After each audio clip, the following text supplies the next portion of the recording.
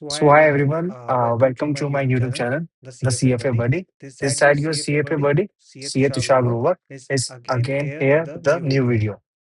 So आज हम फिर मिल रहे हैं एक नई रिवीजन वीडियो के लिए एंड आई होप आपने पुरानी मेरी रिविजन्स वीडियोस देख ली होंगी। अगर आपने नहीं देखी है and if you are interested so you I will pin the playlist link in my description box. आप उससे जाके देख सकते हैं and seriously I would recommend you to watch because वो बहुत समराइज वे में है एंड बहुत quickly you can revise and like sum up the reading. मतलब आपको ना करिकुलम ना प्रेजर को देखने की जरूरत है ना nothing. You have to keep my notes which I have uploaded on the my Google Drive, वो भी आपको डिस्क्रिप्शन में लिंक मिल जाएगा। एंड अभी टेलीग्राम वर्क नहीं कर रहा, it is not working, so अभी तक मैंने वहां पोस्ट नहीं किया।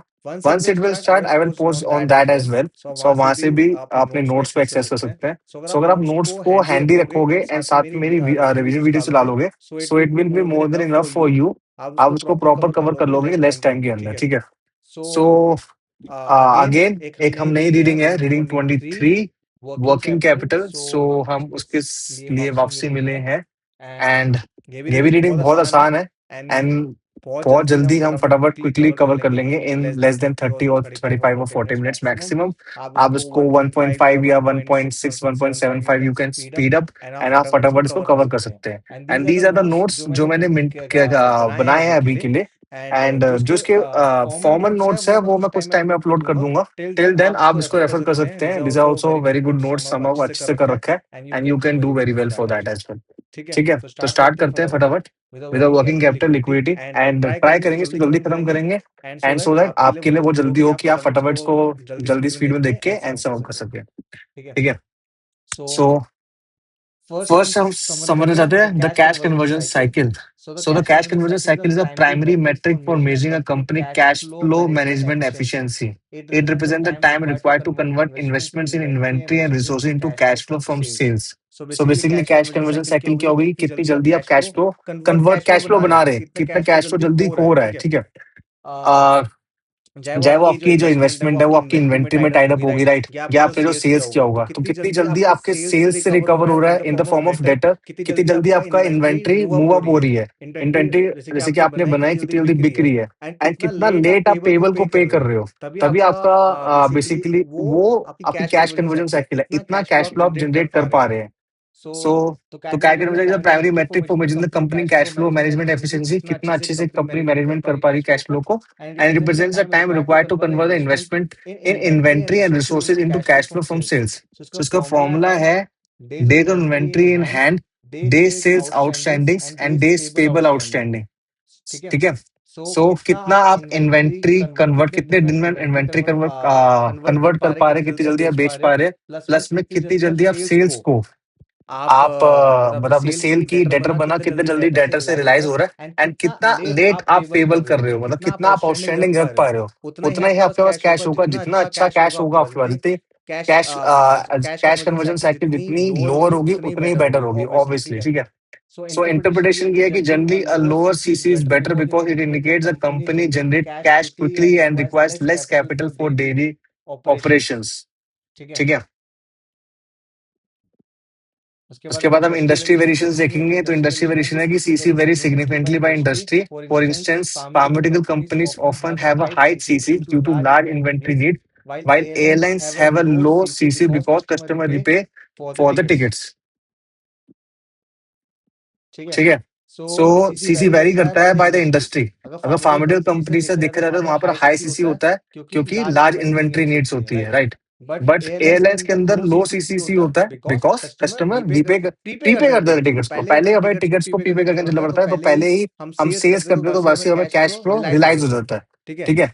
तो दैट्स द थिंग। तो सीसी मतलब cash conversion cycle, it is short form, you can use that as well.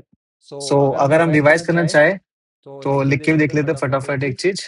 So cash conversion cycle is equals two days जो आपको कन्वर्ट करने लगेंगे फॉर द इन्वेंट्री, प्लस में डेज जब convert करने लगेंगे for the debtor, or you can say sales minus days, जब वो कन्वर्ट करने लगेंगे your creditors, or you can say payable. Okay, so that's the thing. So अगर हम इसका डायग्राम देखेंगे तो आपने कैश था आपके पास, आपने परचेज किया, आपने रॉ मटेरियल ले लिया, आपने प्रोडक्शन कर लिया गुड्स एंड सर्विसेज का, ये फिनिश गुड बन गए। आपने सेल किया, कलेक्शन ऑफ कैश हो गया। जितनी जल्दी आप सेल करेंगे, जितनी जल्दी कैश कलेक्ट होगा, उतना परचेज करेंगे, रॉ मटेरियल बिकेगा, वापसी finish goods and this. So this is a cash conversion cycle. जितनी जल्दी मूव ऑन होगा उतना बेटर है कंपनी के लिए। ठीक है, उसके बाद हम बात करेंगे strategies risk in reducing the CCC. क्या स्ट्रैटेजीज है और क्या रिस्क है इन रिड्यूसिंग द सीसी? तो company can lower the CC by decreasing the inventory and receivable और by extending the payable, but each comes with a risk. Reduce inventory, अगर आप inventory reduce करना चाहोगे, जैसे कि अगर हम देखो हमारा हमें हर कंपनी को सीसी कम करना है। अब कंपनी क्या करेगी? सीसी कम कैसे हो सकती है? इन्वेंट्री को रिड्यूस कर दो, या आप रिसीवेबल को रिड्यूस कर दो, ठीक है, या आप पेबल को एक्सटेंड कर दो। दीज आर द रीजंस जिससे सीसी ही कम हो सकता है। ठीक है, तो अगर हम पहला बात करें, रिड्यूस इन्वेंट्री में लीड टू प्रोडक्शन बोटलनेक्स और an inability to meet the customer demand specs. तो आपने इन्वेंट्री को रिड्यूस कर दिया, जिससे आपकी सीसी तो बहुत अच्छी होगी, बट समहाउ आप अपने कस्टमर्स की डिमांड को ही मीट नहीं कर पा रहे। So what's the point of reducing the inventory? So that's a not purpose company का कि आप फॉल्स या फेक इन्वेंट्री को रिड्यूस कर पाए या टाइट कर दे आप अपने रिसीवेबल के क्रेडिट को। मे रिजल्ट इन लॉस से कस्टमर प्रेफर्स मोर लीनियंट पेमेंट टर्म्स। अगर पेमेंट टर्म्स कस्टमर प्रेफर करता है और आप कहोगे नहीं जी मुझे अपना रिसीवेबल डेज कम करने, जल्दी रियलाइज करना है क्योंकि I want lower CCC, so it doesn't mean कि आप क्रेडिट को टर्म्स को कम कर दोगे सो आप अपने कस्टमर से जान दोगे। ठीक है, दैट्स अ मतलब आपका लॉस हो रहा है, आपका सेल्स का लॉस हो रहा है सिग्निफिकेंटली, क्योंकि वहां पर कस्टमर प्रेफर करेगा कि मुझे ज्यादा टाइम मिले, लीनियंट पेमेंट टर्म्स मिले, बट यू वांट की टाइट क्रेडिट हो जिससे मेरा सीसी कम है। पर ये भी एक रिस्क है। और extended payable, forgoing Erling payment discount can be very expensive. आप जैसे कि फॉर एग्जांपल आपको क्या कहते हैं, एक क्रेडिटर ने आपको टर्म दिए कि हाँ भाई आप 10 दिन के अंदर अगर पे कर देते हैं तो आपको इतना डिस्काउंट मिलेगा, 10 दिन के बाद करेंगे तो आपको इतना डिस्काउंट नहीं मिलेगा, you have to make full payment. So क्या होता है कि अगर जैसे कि आपको सीसी लोअर करना है, सो आप पेबल पीरियड बढ़ाओगे, मतलब आपको क्रेडिट पीरियड बढ़ाना है, तो आप क्या करोगे कि मैं अर्ली डिस्काउंट को यूज ही नहीं करूंगा, मैं फॉरवर्ड कर दूंगा, जो कि वो भी मेरा एक्सपेंसिव हो सकता है। So these are the reasons जिससे सीसी तो रिड्यूस हो जाएगा बट बेसिकली कंपनी को लॉस हो जाएगा। ठीक है, उसके बाद cost of supplier financing. Supplier offer terms like 2 10 net 30, that is 2% discount if paid in 10 days, otherwise full payment in 30 days। ठीक है, forgoing the discount is essentially borrowing at an effective annual rate। अगर आप उसको forgo कर देते हो तो आपको इफेक्टिव एनुअल रेट से आपको बोरो करना पड़ता है। तो इफेक्टिव एनुअल रेट का फॉर्मूला क्या होगा? This is the formula. So it is 1 + a, 1 - a ऊपर 3 पावर में 365 divided by c - b, where a is a discount, k discount है, c - b is an extra date of credits। इसको मैं अच्छे से समझाऊंगा अभी एक बारी आपको एग्जांपल से। So this is example of EAR जो हमने स्ट्रेजर से लिए। It is very good example और इससे अच्छे से समझ सकते हैं। तो supply offer 2/10 net 30 terms, the bank interest is 8%, which source of financing should the company prefer? So पहले अगर हम इस पे निकालें, ठीक है, एक ब्लैंक नोट लेते हैं ये वाला। सो एग्जांपल में क्या कह रहा है कि अगर आप 10 डेज में दे देते हो तो आपको 2% डिस्काउंट लगेगा, वरना आपको 30 डेज का क्रेडिट टर्म्स मिलेगा जहां पर आपको 100% पेमेंट करनी है। ठीक है, बैंक आपको लोन दे रहा है eight an interest,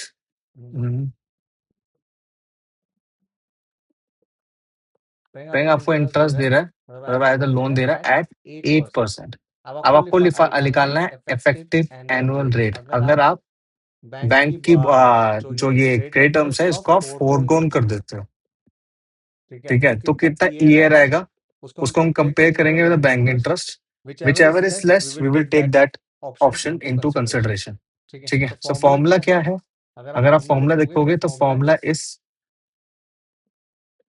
1 + a 1 - a power 365 divided by c minus b, where is a is the credit terms, which is in the example is 2%. 1 minus a is a 98%. Okay, C minus B is the extra credit terms जो आपको दिया गया है। 10 days आपको दिया गया जहां पर आपको 2% डिस्काउंट मिलेगा, वरना आपको नॉर्मली 30, सॉरी इसको मैं 10 डेज दिया ना, राइट। सो 10 डेज दिए तो आपको 2% डिस्काउंट है। अगर 30 डेज मिले आपको, मैक्सिमम 30 डेज मिले तो वहाँ 100% है। So 30 - 10 is equal to 20। So this example is 1 + a 1 - a 365 divided by 20. So 1 + 2% divided by, so मैं 2% नहीं लिखूंगा इसको, इनफैक्ट मैं लिखूंगा 0.02 divided by 0.98 divided by 365 divided by 20। सो कितना निकल के आएगा ये? 44.6%। सो अगर आप फोरगॉन कर देते हो तो आपको 44.6% पे करना पड़ेगा, एंड आपको बैंक कितना दे रहा है? 8%। The cost of implicit supply financing is much higher than the cost of explicit bank financing. The company shall borrow from its bank and 80% to pay the invoice within the 10 days. So आपको 10 days के अंदर bank से आप 8% पे बोरो कर लो, ठीक है, and to pay the invoice within the 10 days. वो आपको ज्यादा सस्ता पड़ेगा, ना कि आपको 44.6 पे करना पड़ेगा अगर आप इसको फोरगोन कर देते हो। So that is the ER of the supplier financing. Okay, अब मैं आपको इसका लॉजिक बता देता हूँ एक बारी कि हम ये क्यों कर रहे हैं। कि 365 ये तो इसलिए कर रहे हैं टू एनुलाइज इट, ठीक है। This is the 20 days is the credit terms, extra credit terms, ठीक है। 0.02 इज द बेसिकली इंटरेस्ट। अगर हम 30 डेज के अंदर नहीं पे करते हैं, वही फिजिकली हमें क्या करना है? अगर आप क्या कहते हैं 10 डेज में करते हो तो आपको 98 देने की जरूरत पड़ेगी। अगर आपको 30 डे करना पड़ गया तो आपको 100। सो 2% एक इम्प्लिसिटली इंटरेस्ट हो गया, एंड 0.98% आपको क्रेडिट लेना पड़ेगा ऑब्वियसली, ठीक है। अगर आपको वो 30 डेज के बाद चुकाना है तो 0.98%। सो this is a logic behind that. आप समझ के होगे ER of the supplier financing, it is much easier. उसके बाद आगे बढ़ते हैं हम, understanding working capital. So working capital management aims to maximize the profit while ensuring the firm can meet its obligation. Basically working capital management होती इसलिए कि तू वो मैक्सिमाइज कर सके अपने प्रॉफिट्स को, और जबकि वर्किंग कैपिटल से हम मैनेज भी कर पाए, हमारे ऑब्लिगेशंस को भी मैनेज कर पाए, और साथ में हम अपने प्रॉफिट्स को भी मैक्सिमाइज कर पाए। तो टोटल वर्किंग कैपिटल क्या होगी? Current assets minus current liability, and net working capital क्या होगी? Major using only operating current asset and liabilities excluding cash and short term debts to focus on operational efficiency. Benchmarking NAS often calculate working capital as a proportion of sales to compare the companies of different size within the same industry. Obviously हर किसी की industry का size अलग अलग हो सकता है, so you can't compare सीधा वर्किंग कैपिटल को ऐसे नॉर्मली। तो you have to calculate in the basis of proportion. Sales क्या प्रोपोर्शन निकालोगे तो obviously that take into accounts the size of different industries, ठीक है। तो वो बेंचमार्किंग हो गई। उसके बाद liquidity management. Liquidity refers to an asset nearest to cash or company ability to meet the short term obligation। कि मेरे पास कितना कैश है कि मैं अपने शॉर्ट टर्म ऑब्लिगेशन को पे कर पाऊं, मेरी कितनी लिक्विडिटी है, मतलब कितनी जल्दी मैं, अगर मुझे मान लो फॉर एग्जांपल अभी पे करना है कुछ, सो कितना मेरे पास एबिलिटी है टू पे, अभी अभी मैं पे कर पाऊं, ठीक है। तो उसमें प्राइमरी सोर्स क्या होगा? Cash, marketable securities, bank borrowings and operating cash flows. These are my primary sources. इससे क्या होगा कि मैं अपने शॉर्ट टर्म ऑब्लिगेशन को जल्दी मीट कर पाऊंगा। इसको मैं ये रेडली अवेलेबल होता है कैश के अंदर, इसको भी हम जल्दी कैश, मतलब मार्केटेबल सिक्योरिटीज को बेच के फटाफट we can convert into cash. Is same as bank borrowing, हम जल्दी ले सकते हैं। ऑपरेटिंग कैश फ्लोज ऑब्वियसली हमारे पास कैश फ्लोज ऑपरेटिंग है डेली डे, जो हमारे पास डेली ऑपरेशन से पैसा आता है। तो these are the primary source. फिर इसके बाद secondary source this include suspending dividend, selling asset और डेट रिस्ट्रक्चरिंग।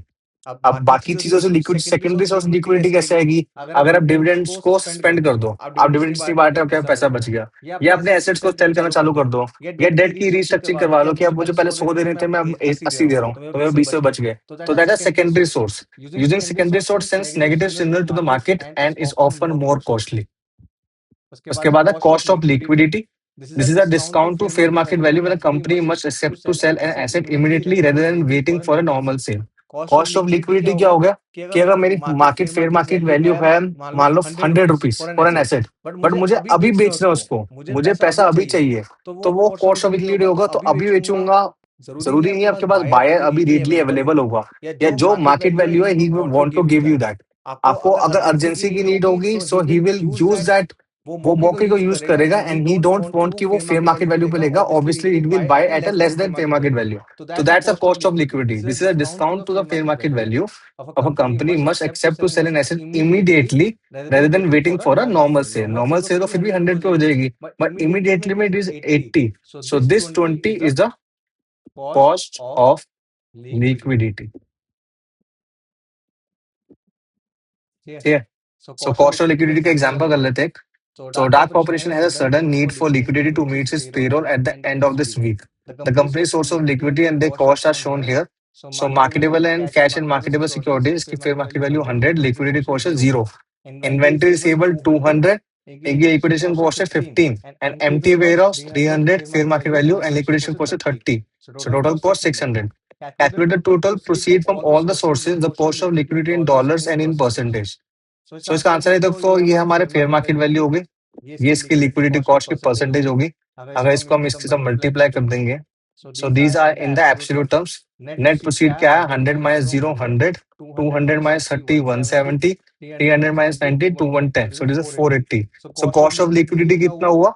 आपको इतनी कॉस्ट पड़ी इतने पैसों पे, तो 120, 1,20,000 डिवाइडेड बाय 600 इज 20%। सो मेरा कॉस्ट ऑफ लिक्विडिटी है 20%। उसके बाद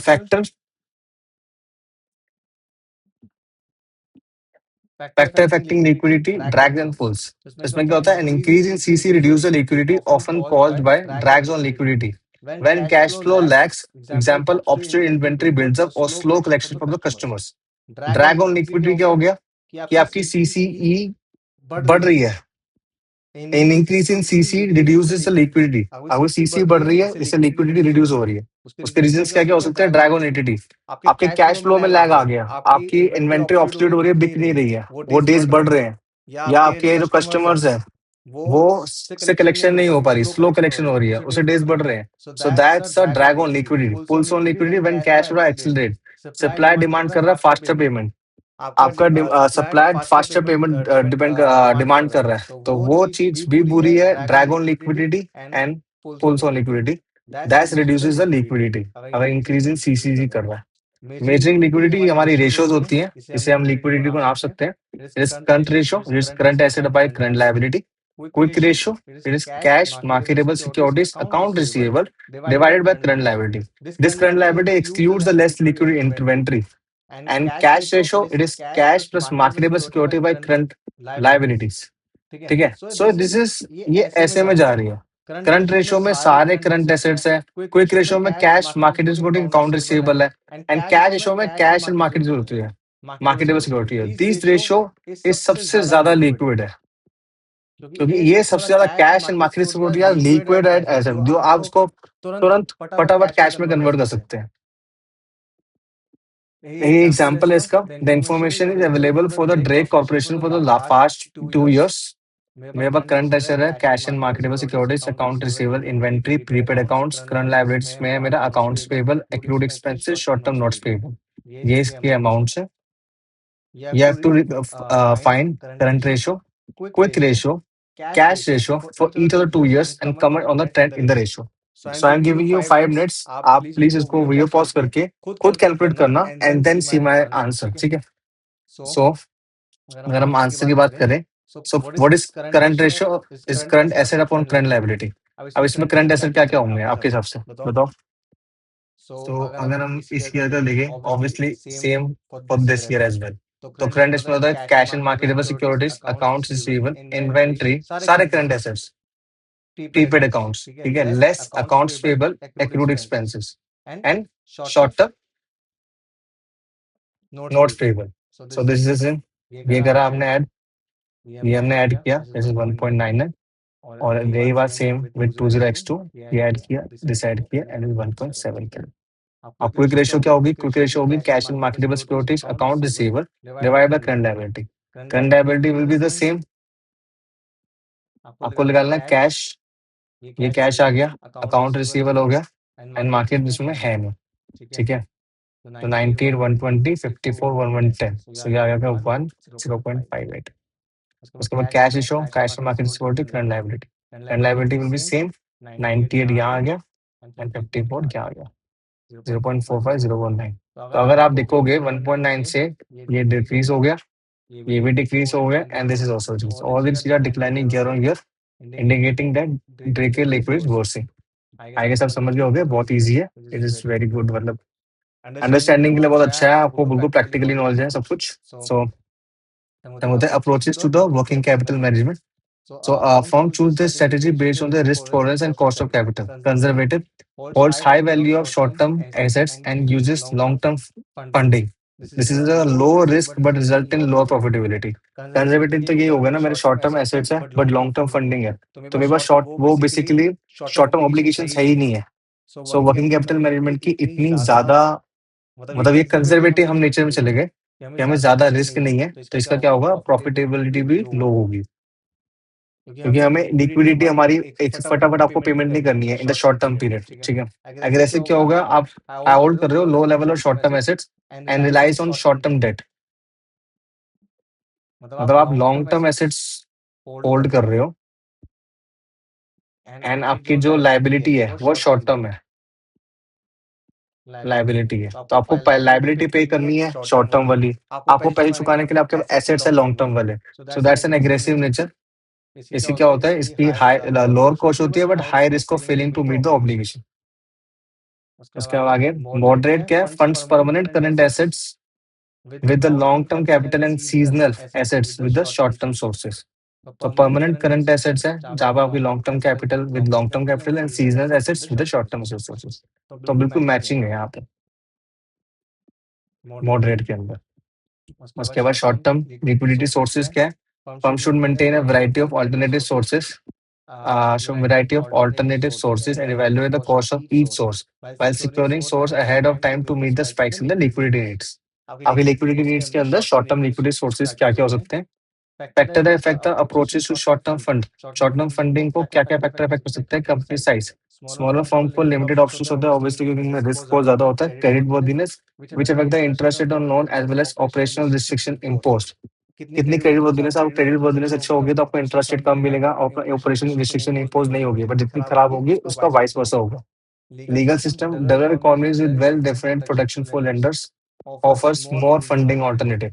जहाँ पर डेवलप्ड इकोनॉमीज है वहां पर ज्यादा प्रोटेक्शन अवेलेबल होंगे लेंडर्स को, तो वहाँ पर और फंडिंग ऑल्टरनेटिव्स अवेलेबल होंगे।